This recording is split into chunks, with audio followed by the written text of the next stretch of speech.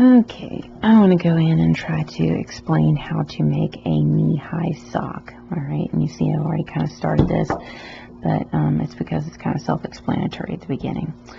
Alright, so you have to do quite a few calculations, and this is what kind of makes it a harder pattern to do. You have to go in, and I don't know if you can see this really well. You'll see that I've drawn a leg. I've measured the widest part of my calf. I've measured my ankle, and I've measured the ball of my foot. Alright, and then what I did was take a measurement from the back of my knee to the bottom of my ankle bone. Okay, and I have these measurements. Now I measured 16 at my calf, 9 at my ankle, 9 at my ball, with a length of my leg is 13 inches. Okay, so you need that calculation, and you need your swatch calculation. Now I'm going to be not using a single strand this time. I'm going to be using 2 strands of fingering weight, which changes up my stitches per inch. My stitches per inch when I add 2 strands of fingering weight to a 1/4 inch gauge is 5.5 stitches per inch with 11 rows per inch. Alright, so that starts in on your calculating. Now, what this means. Okay, now when I did 5.5, because what it says here is you need your stitches per inch times your widest part of your calf measurement, so your calf measurement. Alright, so you need to do 5.5 times the 16, and I get 88. Alright, so I need a total of 88 stitches to cast on to start.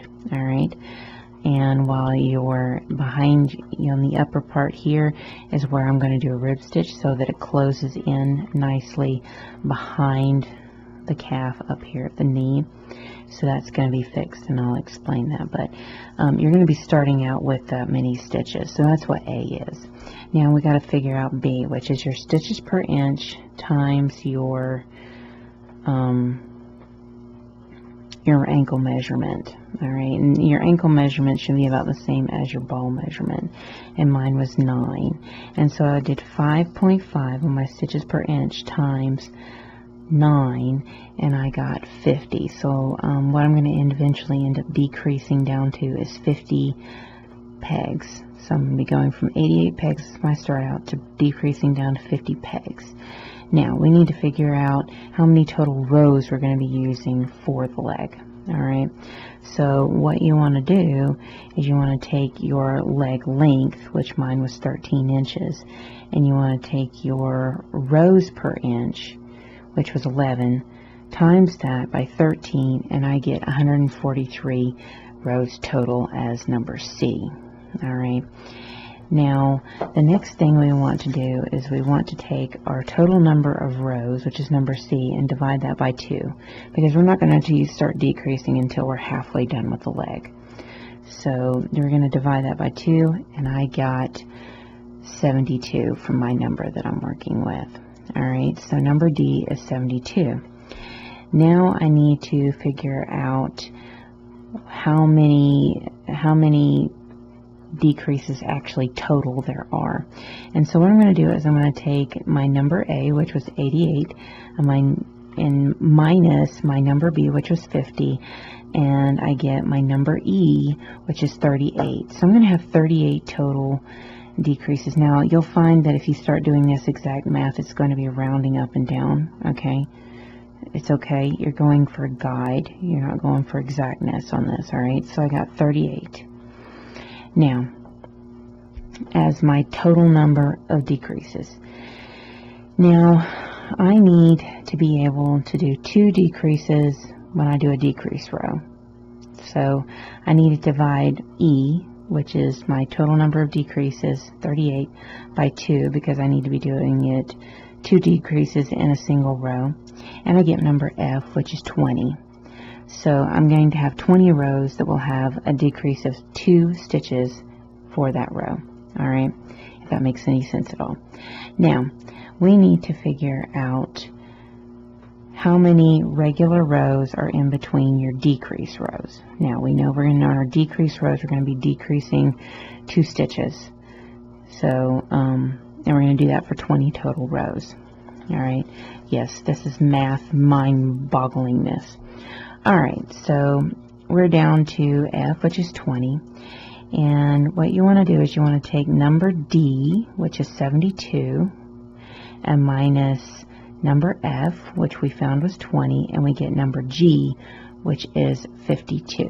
And number G represents the number of rows you will not decrease, all right?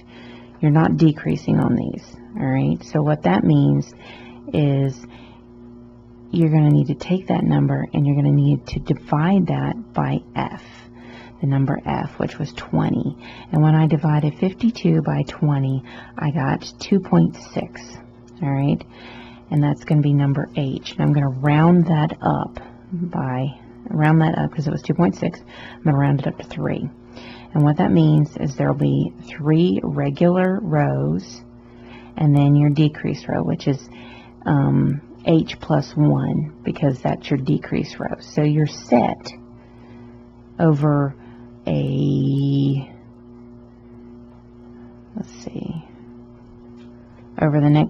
over the other 72 rows, which is the other half of your leg. You're going to be doing a 4-row set of which will be a decrease to start off, and then 3 rows of regular knit. All right, if that makes any sense at all. Okay, so we've just gathered our leg. So what this means is we're going to cast on 88. Then we're going to do 72 rows of knit, and I usually do about 2 inches of rib stitch at the top. It can be more or less. It's up to you. I'm doing 20 rows. All right, so you're going to do 72 rows. Then after that, you're going to start your 4 rows, 4-row patterning, where you're going to go in and you're going to do 3 rows regular and then 1 decrease row.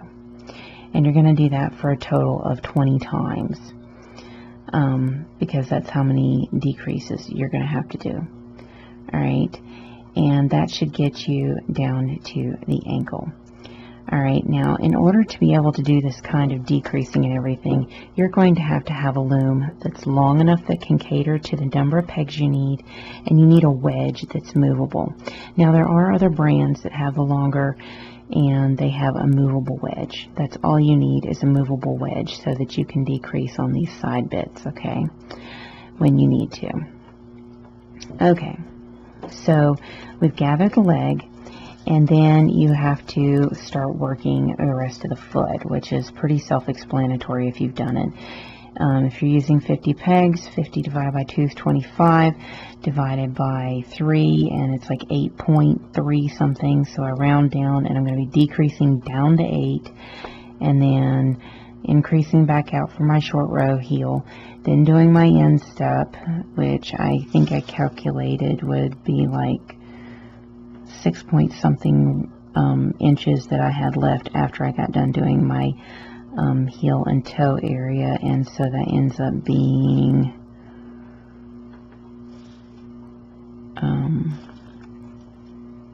72 rows. And then I do the same thing. I decrease down to 8 on my toe and then out, and then I'll end up doing a Kitchener bind off, or I may change the toe and do a drawstring toe since I have it on this, and I can just adjust it a little where I can start using both wedges. Okay, so that kind of gives you an idea. Long-winded. That's the reason why you'll want to buy the book, so that you have it in front of you. But it's a plug and play with measurements. Okay, and I write it down and what all of it represents. Now, here is what I have done. I have E-wrap casted on 88 pegs using my wedge. Now this is the universal hat loom in the 4th inch gauging. It's fairly new with Cindy Wood, and this is my first time actually getting to use it. So I've already E-wrap casted on the 88 pegs, and then I did 20 rows of a rib stitch, which is going to be approximately 2 inches of a rib stitch. And then I've started doing stockinette to finish up my first 72 rows. So if you don't have much, the reason why I did this calculation is not everybody's walking around with the same calf size as they are their ankle size, and people need to be able to know how to decrease and everything. Now, if you have a wedge that does move, make sure it can be movable. You can loosen it up, adjust it while you're working with this. That's going to be the important thing. But that's the reason why I end up using Cindywood looms for so many sock projects, is because they have the most versatile looms to be able to do projects like this. Now, I also want you to keep in mind, because we're decreasing this way, which is going to be the back side of the calf. Alright, our heel is going to have to be done on this half of the loom, and so is our toe when we go and do it. And then that's what you've got to keep in mind. Alright, so at this point, what you want to do is you want to get your peg number that you got that you need to cast on, and you need to cast it on. And what you'll want to do is you'll want to do anywhere from 2 to 3 inches, or however much you want on a rib stitch. I did a 2x2. What you want to do is you want to calculate how much you'll go into. You may want to adjust your starting peg count to where it'll go into it easy. 88 was easy. It goes into it by 2x2. So that was good. And so you need to calculate whether you need to do a 3x5, 3x3, 2x2. So you're going to have to calculate in what kind of rib stitch you can do with your total. And then you'll just start a stockinette after you've done your rib stitch start, and you'll do that for your number D. Alright, so I've got 72 total rows, so I would suggest you have a row counter for this, okay, because you're going to need to keep up. Alright, so go ahead pause the video, ear-up cast on, 2 to 3 inches on your rib stitch, and then start stockinette all the way down to where your number of rows is number D. Alright. Mine was 72. And then what we want to do from there is I will start showing you how to decrease. Decreasing is not hard on the Cindywood looms, alright? It's really not. It's actually quite easy. So go ahead and pause the video and get half of your leg done on the knee-high sock, and then I will go in and start to show you the more complicated spot of a knee-high sock to where you get down to where it's a regular sock. So pause the video and get that much done, and then we will come back and I will start showing you the next section of a knee-high sock. Okay, I have completed my first section. And going on to my calculations, I've completed my 72 rows. Okay, that's with 20 rows of rib stitch to give me a closure at the top above the calf, so it's a little snugger up the top. So I'm basically halfway done with my leg. Okay, so now I'm ready to start my decreasing, and decreasing numbers are going to be through here. Let's see.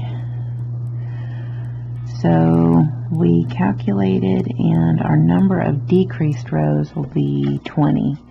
That's just number F, and our number of non-decreased rows would be 52, and that should basically add up to 72 total pegs, because that's the rest of your 143, not pegs but rows, which adds up to your 143 rows. Okay, so 20 rows of decreasing and 52 rows of not decreasing. Well, we need to divide that up so that we know how many regular rows we want to do and how many decreased rows we want to do. Alright, so that's where our H and I are. Okay, so what we're going to be doing is we're going to be doing 3 rows of regular knit and 1 row of decrease, so that we're doing a 4-row set. Okay, so, but what we're going to do, because we did our 72 rows, which is D, our calculation, we're now ready to start our first decrease. Okay, so this will change up depending on the size you're doing and everything. Your wedge is going to move in 1. Okay, this is where you're decreasing. So what we're going to do is we're going to move our wedge in, and we're going to go ahead and decrease. then we're going to do that round, and then we're going to do 3 regular rounds, and then we're going to repeat this over and over again until you're down to the number of stitches you need for your ankle, and that is number B, which is 50 stitches for me. So basically I'm decreasing until I'm down to 50 stitches. Alright, so let's get started on showing you how to start decreasing for your below your calf area. And again, follow the calculations, and this will be in the sock book that I'll be publishing in September of 2018. So no, if you can't understand what I'm doing verbally, it will show up in the book to where you can calculate it on your own if you are having a hard time with this. Okay, if you have similar calculations to what I do, then you can just follow this exact. Alright, so what we want to do is, here's our movable wedge here at the end. Alright, and this is going to be the back of the sock, which means our heel's going to have to be down on this side. Alright, so what you want to do is loosen up your screw here, and you're going to push it in to the next slot here and tighten that up. Now, you have 2 options. You can either move these stitches to here or move these stitches to here. I generally like to move them to the outside edging because that's easier for me to get to. So I move that over, which is a decrease, and I move that over, which is a decrease. So there's your 2 decreased stitches. Alright, now what we want to do is we want to knit our way around, and this is the first row of our 4-row set that we calculated up, if you're doing one that's like mine. So we're going to knit our way around. When you get to those decreased pegs, you're going to knit the 2 stitches together. Okay, now you're going to make sure you knit those 2 stitches together. I usually do the top one, then the bottom one. And then we're going to go to the next one, top one, then the bottom one to knit those 2 stitches together, and then knit your way around to the beginning. And this will complete your decrease row. Alright. Okay, then I'm just going to start my next row, which is just going to be 3 rows of stockinette, which is number H. Okay, so 3 rows of stockinette stitch, and it was actually 2.6, but I rounded up. So your last, after your last decrease, you may only be doing like one row or whatever to get that equaled out right. But for the most part, you're trying to decrease down to 50.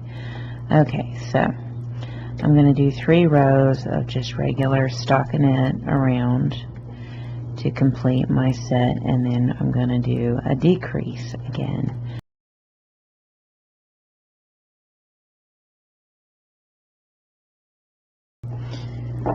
Okay, so that was my first row. Now I need to do 2 more just rows, and then you do the set again where you will decrease in. So go ahead and pause the video and get your first set done, and I'll show you how to start your next set. But basically this is a repeat of over and over until you're down to your number B. Okay, so whatever your number B ended up being, mine was 50. So I'm going to decrease down, do that round, then do 3 rounds, okay, which is H is my regular stockinette, and plus number I is the total set, because your decreased row counts as a row, so it's a 4-row set for me. Alright, so you can either pause the video and go ahead and complete down to your ankle, and we'll be ready to go from there, or you can pause the video and complete your set, and I'll show you how to start the next set. Okay, I finished my first set. Now it's time to start my next set. Alright, so you want to loosen up your wedge, move it in to the next aligning stitches or pegs, then take and move your stitches over one, turn it around, move your stitch over one, and that is your decreasing of 2. Okay, now you want to go in, and this will start your second set, and you'll end up having, I believe, approximately 20 sets. So you're going to knit your way around. You can try doing a rib stitch for all this. It gets really confusing when you start having to decrease. Okay, on those decreased pegs, knit both stitches over.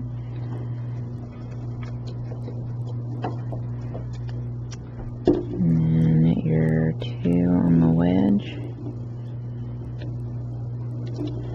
And then knit your 2 stitches over, and then finish the row up, and there is your decrease row.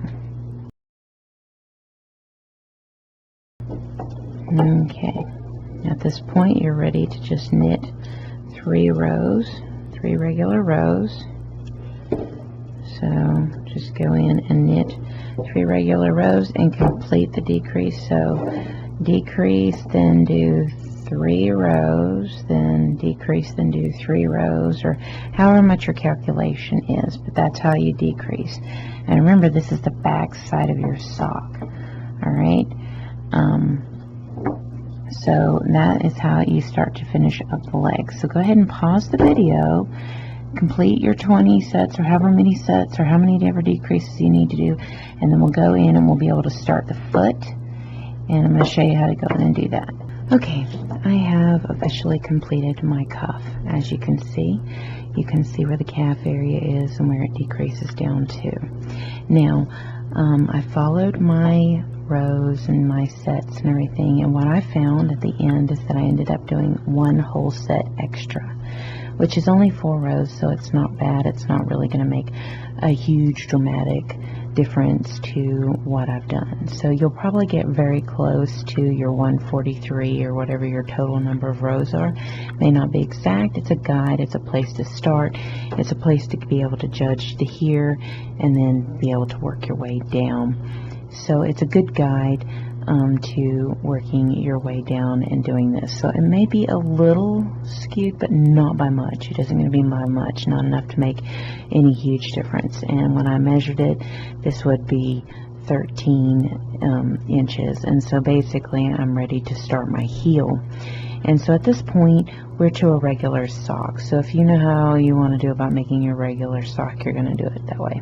The only difference is when you're going in and doing your heel, your heel is going to be done on this half where your decreasing is, because your decreases were done there, and that will put like a seam down the back half of the leg, and so you want your heel to be on this side, which could change things up and make it a little more difficult for you to follow along on it. So what I've done is, I know that this is my halfway point here. Okay, and so what I need to do is figure out how many is going to work up evenly for me. So what I did was counted over 13, I think. Yeah, 13 and 13, of course, is 26. And when I did my math, you take 50 and you divide it by 2, it's 25. I bump it up to an even number, it's 26. So I've split it, and I've done 13 on one half and 13 on the other half. But what I'm going to be doing is I'm going to be decreasing down to 8 total stitches between my 9 decreases, okay? And then I'm going to increase back out. And I'm going to do the same exact thing on the toe, but because I want to have my stitch work show up on the bottom of the foot rather than the top, I'll probably end up doing my toe over here rather than over here. But in order for my heel to add up right, I have to do it over here. So because my starting point is here, this is going to kind of wonk it out a little bit, but not enough to do anything major, okay? So of according to my calculations, what you do is you take your total number of pegs, divide it by 2, then divide that by 3, and that gives you how many you decrease down to. If it's an odd number, bump it up to an even number. So mine was 25, I bumped it up to 26. Okay, and divide it by 3, and that tells you how many decreasing down. And if it's a 0.5 and up, you round it up. If it's 0.4 and lower, round it down. When you do the 26 divided by 3, it puts it up to 8.6, which means I'm going to be decreasing 9 on each side and have 8 single stitches in the middle. And then to figure your instep, you measure it out where your heel, like I've done this before, where you measure from here to here on your foot, and then you're going to take your rows per inch and multiply that by your instep number, and you're going to do that many rows. So that's how you calculate your actual foot area, and it's exactly the same as you would do for any other sock. The cuff is the actual challenge for this because you have decreasing in the math to work depending on the calf size and the ankle size that you're looking at. Okay, so because the heel is going to be done a little differently than you know me to do it, which normally I do it on the long half, so I'm not having to do a whole lot of back and forth on this weird section here. That's not going to be my luck on this one. If you don't want to do it this way, you can take all the stitches off, shuffle them to where they're where you want, and do it that way. Because the cuff is your challenge, you know, you can adjust it however much you want, you know, whatever way you want that way. Okay, so I've already gone over here and I've already calculated that and put my stitch markers in place so I know where I'm working, because I'm working abnormally from what I normally do. So I did actually put stitch markers down, and we know that's not my norm. Okay, so what we want to do to start working our heel, and you'll have an idea of what I'm doing, I'm going to work my way around to just before my stitch marker on this side, not this side, but this side. Okay, so I'm going to just work that all the way around. Okay, so we're going to stop just before my stitch marker. And I actually feel like doing a German short row thing. So what I'm going to do is I'm going to knit, then knit that where the stitch marker is. I'm going to knit it and then I'm going to pull it back. Alright. Now be careful of your tensioning. You get it too tight, it's going to be hard when you go back to pull it back over. So just pull it back slightly. Alright. And we're going to do a German short row. So then I'm going to work back all the way to my stitch marker on the other side, okay, and do my German short row there. German short rows are not my norm, but I'm kind of trying to venture out and do a variety of things with my socks since I'm doing the sock book. So we have some options you can play with. German short row with stretch yarn shouldn't be too bad, actually. Alright, so we're going to work our way over here to this stitch marker.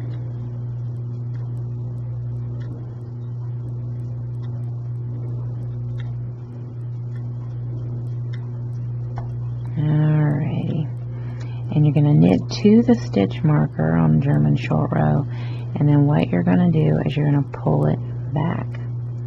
Just going to kind of give you a unusual section. Let me see if I can't pull that up closer to the camera. So you have a kind of half point where the stitch is half pulled in the middle of the peg. If you can see that. There it goes. See? Half pulled. Alright. So you're going to knit your way around to just before your last German,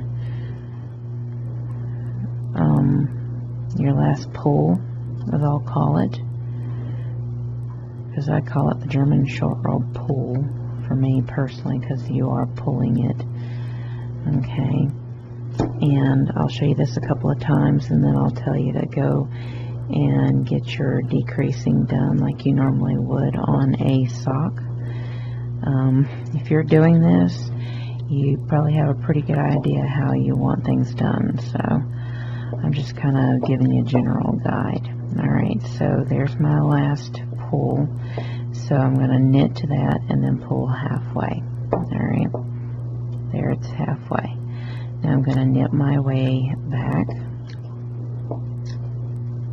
and do the same thing over there and keep going back and forth with my German short row pull until I have 9 of these on this side and 9 on the other side.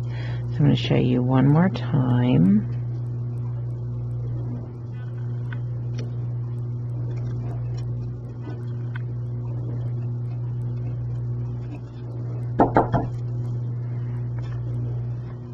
And then you'll pause the video and complete your short rows for your decrease down, and then I will show you your increases up. Okay.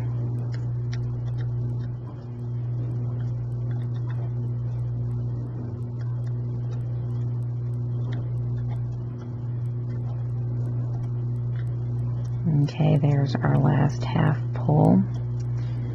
Now what we want to do is do another half pull and work our way around. So pause the video and complete your decreasing.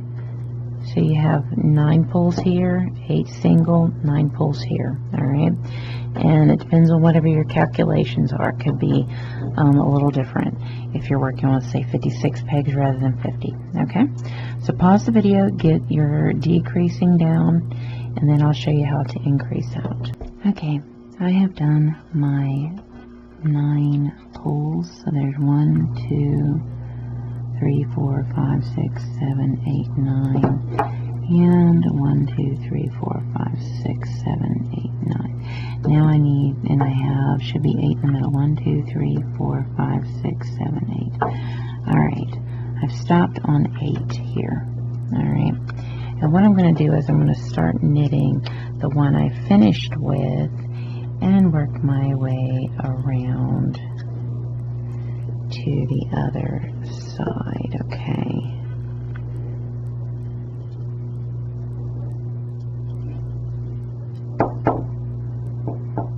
I'm going to show you a couple of how to increase.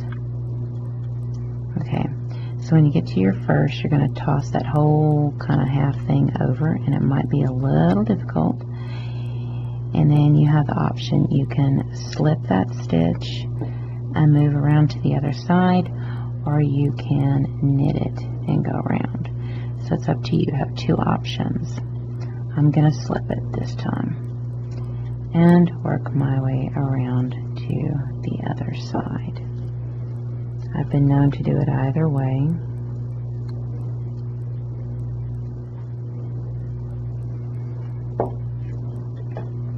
So you knit your way over, and then you knit your first notch that you have pulled over. Okay, and then I'm going to show the slip this time. So I'm going to do a slip instead of an actual starting to knit with the peg I just finished. I'm going to knit my way over to my next section and show you everything one more time. I'm going to tell you to go in and finish your heel up. Now keep in mind you will do the toe the exact same way. So after I get done showing you the heel, I'll explain your instep, and then we will go on from there. So toss that half notch over, slip, and work your way around to the other side. I'm going to show you one more time. I'm going to leave it to you to go in and finish increasing back out again. Okay, and then we will start on our instep.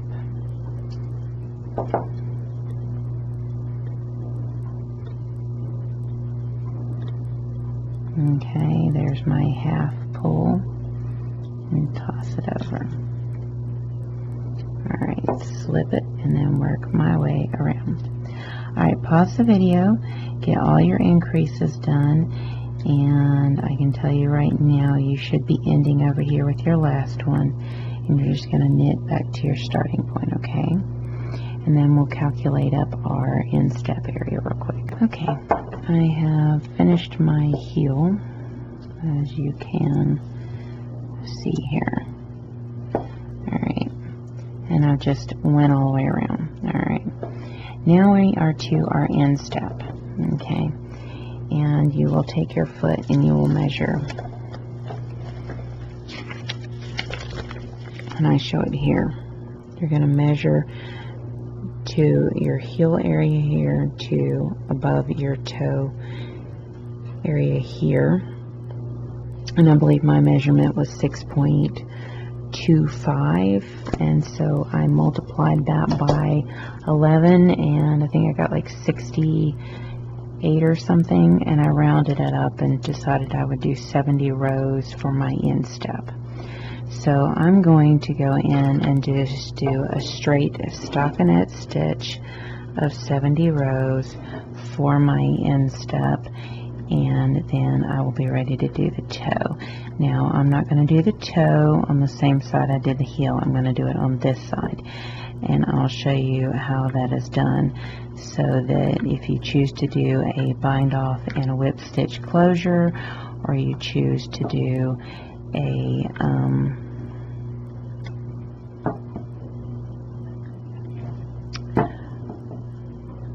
Kitchener bind off like I would, then you know you'll be on target, okay? So it's not going to be a big deal. So go ahead and pause the video and get your instep done, and then I will show you how to do the toe on the opposite side, so that you can have whatever closure you want to do showing up on the bottom of the sock rather than on the top, so it looks extremely smooth, okay? So pause the video, get your instep done, and we will come back and I will show you how to do the toe area, and that will almost get us on how to make this. So it's not too bad. If you've made socks before, do whatever you want from here on out, that kind of thing. But if you want to do it this method all the way from beginning to end, you can. Something new to try. Alright, so pause the video, get your instep done, and then we'll go from there. Okay, as you can see, here is our leg, ankle, heel, foot, and now we are ready to do our toe. And we're going to do the exact same thing as we did with our heel. We're going to do it on the other half of the loom, because I'd really like any my Kitchener bind off, which usually has just a little bit of a different look to it than, say, just a regular. I don't want it to show up so much, so I'm going to do it on the opposite half of the loom. This would also, if you do on the opposite half of the loom, if you want to do the easier bind off with the whip stitch close, you can, and I do have a video on that. Okay, so we are to our finish up. We've done 70 rows, which is for a like 9.25 inch foot, I believe. Alright, so I'm going to show you how to start this, and then I'm going to tell you to finish up. Alright, and you can either do a Kitchener bind off, or you can do a bind off and a whip stitch close, okay? So what you want to do is you want to knit your way over to your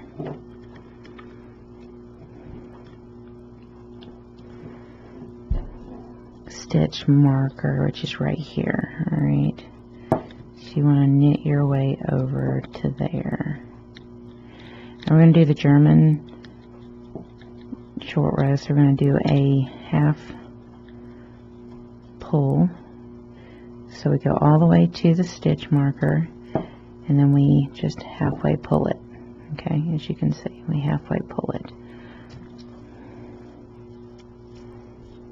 Let's see if I can get that stitch marker out of the way. Get the camera to focus. There you go. You see the half pull. sure y'all have noticed on these newer videos that I've got a newer camera, so it allows me to go in and show you more. Okay, now you're just going to be knitting your way around to the other side.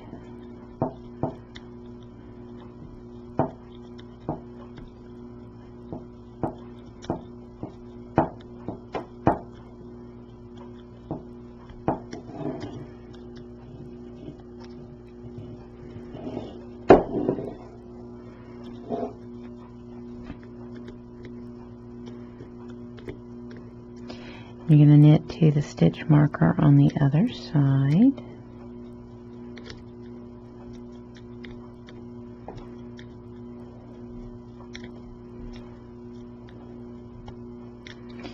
Which is right here. And then you do your half pull. Alright, so you're going to just pull it halfway, not all the way, halfway, because you want to keep that tensioning kind of loose so it'll be easier to when you go to increase.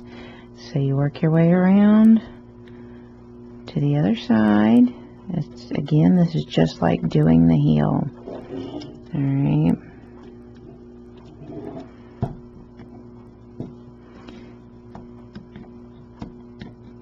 You're just doing it on the opposite side of the loom.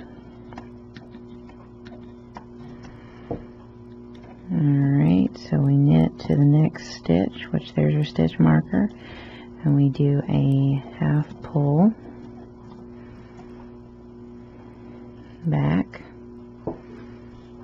Okay, and then work our way around. And I'm going to decrease down to where there are 8 single stitches between my half pulls. Alright, so go ahead, pause the video, do the toe just like the heel, okay? And then I will show you how I'm going to go in and do my finish. Alright, I'm going to do a Kitchener bind off, which is my preference when it comes to finishing a toe. Okay, so we're going to come all the way over here. We're going to do that one just before the last half pull and half pull. Alright, so decrease down just like the heel. You're going to increase out. Alright, and I'll show you the last couple of increases out to get you back to stationary, which is what we're back to square one. So I'll show you the finish of this toe after the increase. Okay, so I'm going to decrease down like this, then I'm going to increase back out, but I'm going to show you the last couple of increases and then show you how to get back to stationary before you do your Kitchener. Alright, again, you can bind off and do the whip stitch closed if you so choose. Alright, okay, so pause the video, get your toe done, and then we'll go from there. Okay, I'm down to my last increase. So what I'm going to do is work my way around.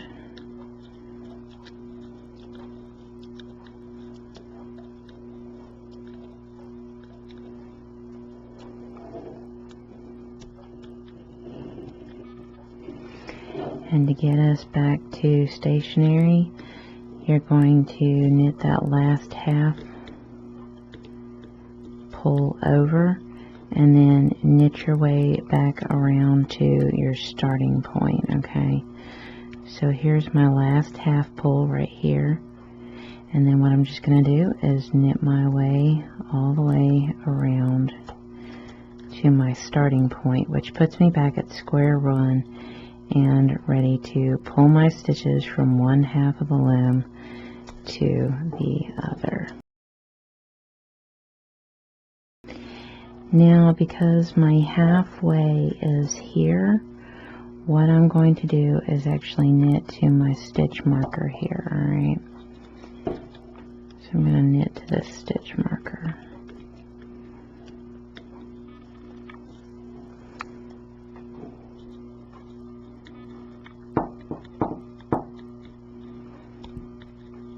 You're having to do everything kind of unusually from where you would normally go.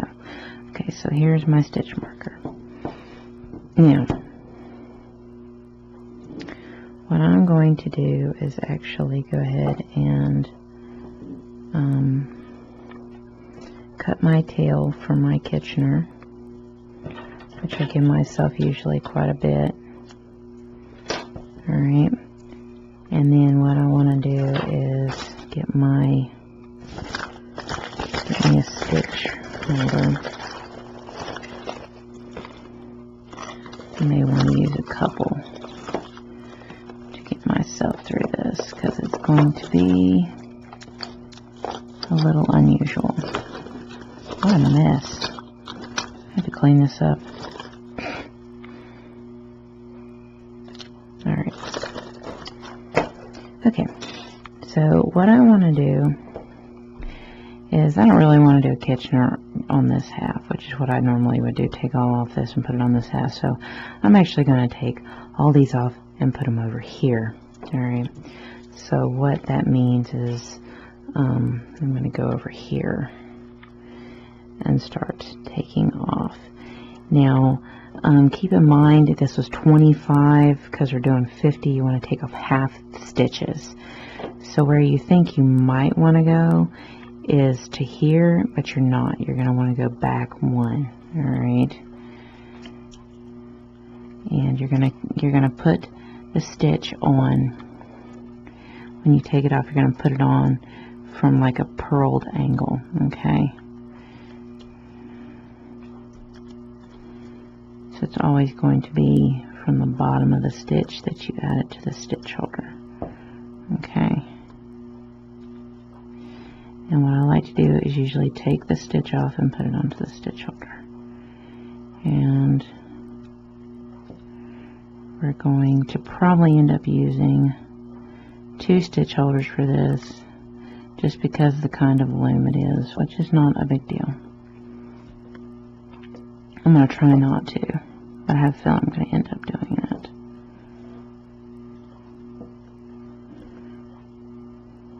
So I'll get at least the wedge in here.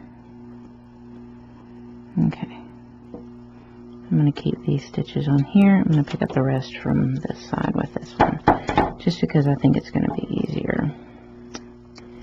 Alright, so pick up my stitches, and remember, you're picking up from the bottom.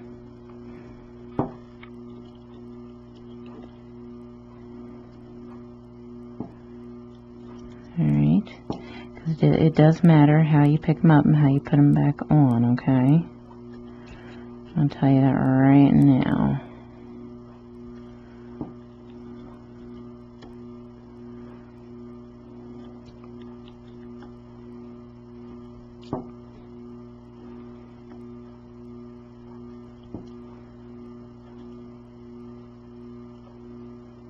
Okay, we're about to our halfway mark.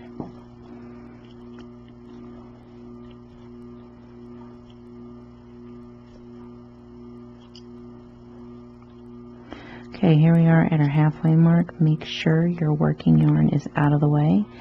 And what you're going to do is you're going to take that stitch and you're going to flip it and move it over. Alright. Make sure you get both halves if you're doing like I'm doing. Alright, so now what we're going to do is we're going to start attaching all the way. And what you want to do is you want to take the stitch off and place it down. Just as you take it off, it goes down just like that. Alright, if you've been pulling up from the purl side, you're going to add it back. Just pull it straight down. Okay.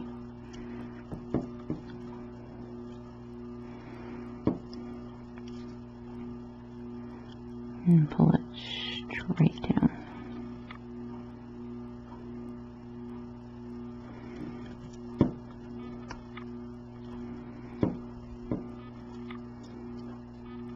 Take it out and pull it straight down. Hopefully this is making sense. Take it off, pull it straight down. You're going to pull it straight down.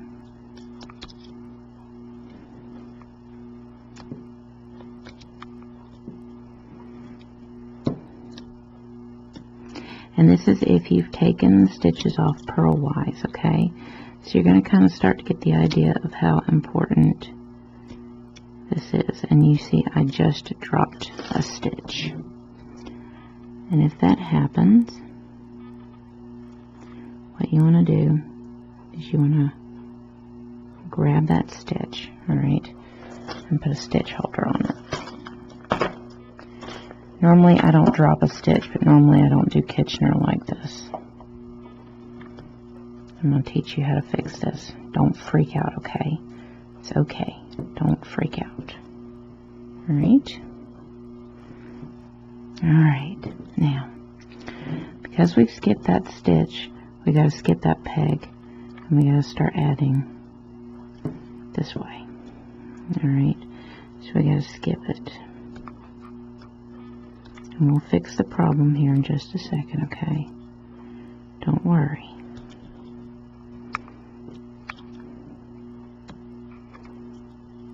Make sure you skipped it so you can add it back, alright? You're going to keep directly adding. And it'll get easier once I start getting. So you can see, and if you want to do your double point needles, you can. I just don't like that method.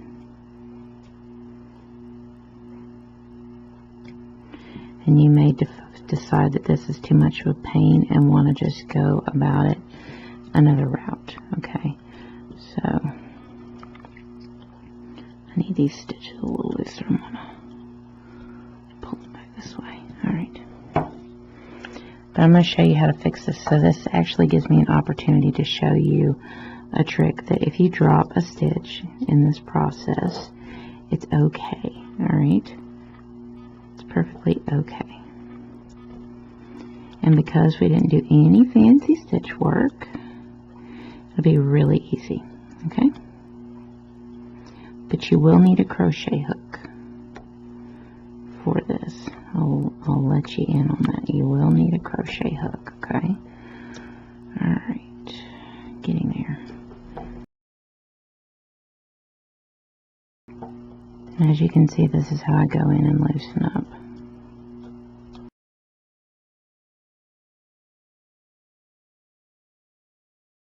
Okay. I'm seeing a 2-stitch miss. If you see that, where you miscalculated, which I have, you just move it over like that. It's okay. It's a side stitch. Alright, now, we need to pick up our dropped stitch here, don't we? Alright, so you need to get your crochet hook.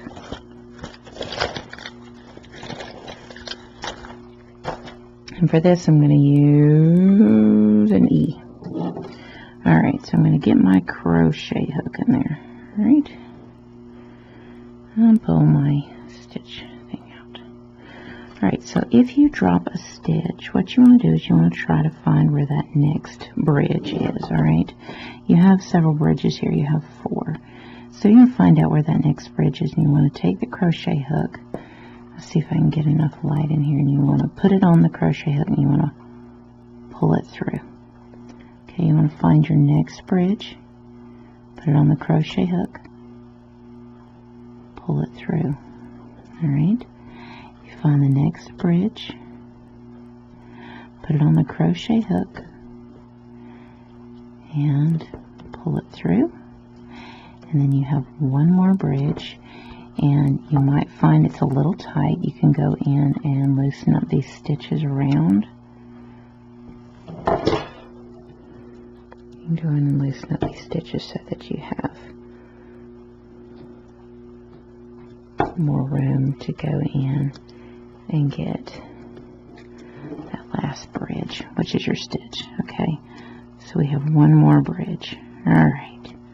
And this is how you go in and save a dropped stitch, particularly if it's stockinette. Alright, so there's your stitch right there. Alright, so you take that crochet hook out, and then you're going to put it right on that empty peg you left open for it. And there is how you do it. And you can't even see it, can you? You can't even see it. That is how you pick up a drop stitch. You should like that one. Alright, now we're for the Kitchener. So we've transferred all our stitches over. A little bit of a pain there, but we did it. Alright, now we're ready for our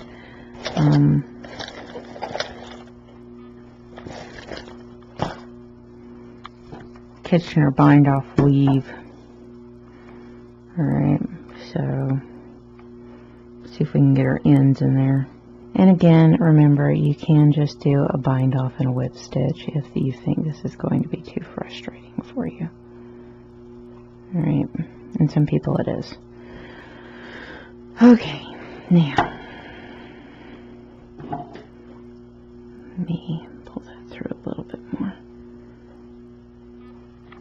Okay, now we're ready. So when you start this, you want to, and I'm going to go ahead and take this stitch marker off. I don't really want to be dealing with it.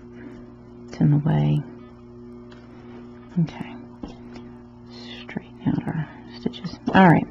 You have these two stitches, and the first thing you want to do is send the needle through like a knit. So you're going to send it through the top of the bottom stitch. Just like that. And you're going to pull it through if it isn't grabbing everything it can possibly grab. Okay. Always when I'm doing a video that it decides it wants to do this. Haha. Okay. Then we're going to take the needle and we're going to send it through the top stitch like a knit. Alright.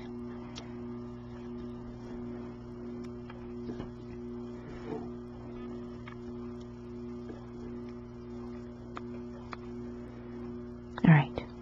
Then the next thing you're going to do is you're going to move over to the next peg and you're going to send it through the bottom of the top stitch. So you're going to send it in like a purl. Alright.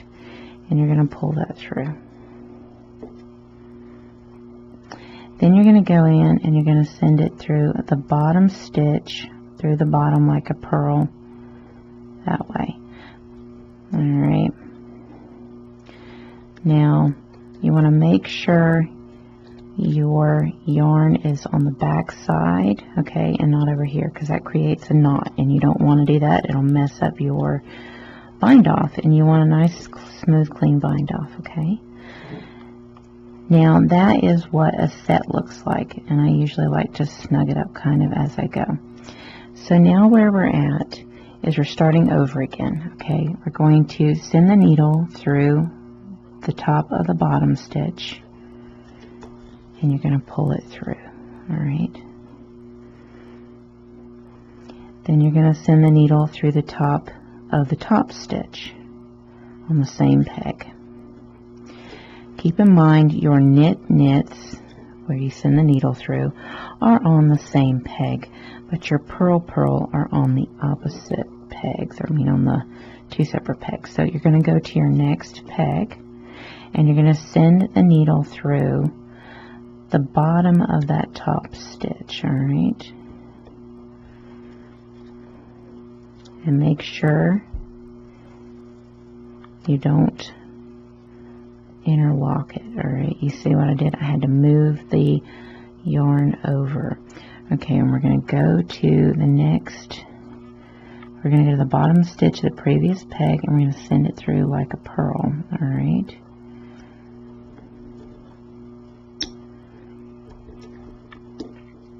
And we're going to pull it through.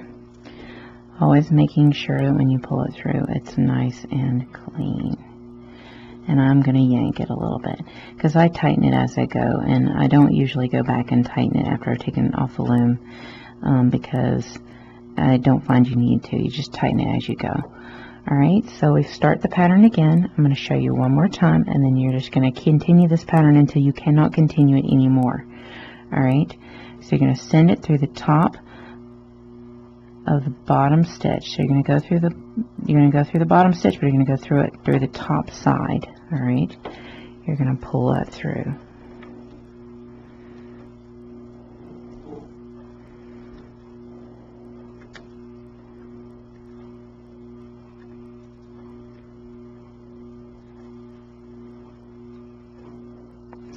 Then you're going to send the needle through the top of the top stitch on the same peg.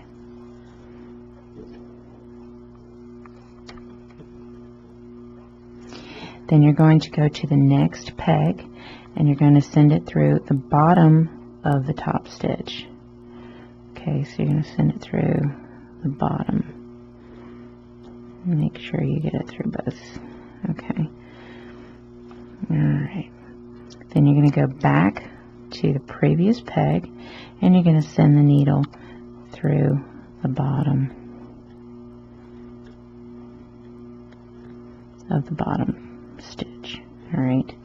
Making sure that your yarn that you're working with is on this side. So the side you've already done. Alright, this is the side you're working, this is the side you've already done. Alright, so I'm going to go in, I'm going to kind of snug up what I have done so far, and then what you do is when you're done, you just take all the